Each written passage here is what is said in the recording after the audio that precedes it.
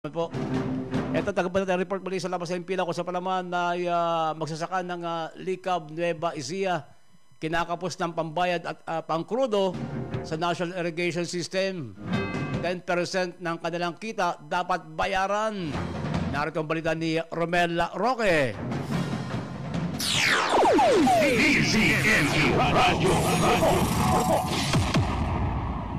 Yes, Kante, kinakapos ng pambayad sa NIA o PRIS o National Irrigation Administration ang mga magsasaka ng barangay Villarosa, Likab, Nueva Ecija. Ayon kay Pangulong Benito Barayuga ng Villarosa Likab Farmers Association on Irrigation, 10 kabanang palay kada ani plus diesel para sa makina ng NIA na umaani na kanilang 10% ng kanilang kita ay dapat ibayad sa NIA o PRIS Division 5. Kinakapos sila dahil malaking sakahin ang hindi pinakikinabangan ng barangay dahil sa araw ay baha ng patubig ng NIA, pag tag-ulan at pag tag-araw naman ay walang maibigay na tubig. Sa panahon ng tag-araw ay natutuyo. Dagdag pa ang baba ng presyo ng palay. Division 5 naman din ng NIA ang nagpapagawa ng palpak na irigasyon na naging tapunan ng tubig na naiipon sa kabukiran at sa apektadong lugar ng Likab na may mahigit 200 hectares ang kasalukuyang binabaha ngayon kapag malakas ang ulan.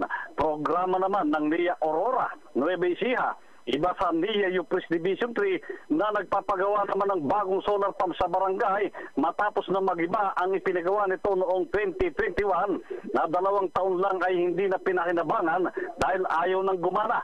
Ayon sa mga residente, sayang ang ginastos ng multi-million pesos ng NIA sa unang solar pump na nasira at ngayon ay nagpapagawa ng bago. Dapat nila ay ipagawa muna yung unang nasira bago magpagawa ng bago. With Dayo Simeon and Norin Viloria mula sa Nueva Ecija, ako si Romel Roque, nag-uulat sa Target on Air ng DCME 1530, ang Radyo TV. DCME Radyo. Maraming salamat kay Romel Roque. Kawawa naman yung mga magsasaka, no? Ito, maulan ngayon pero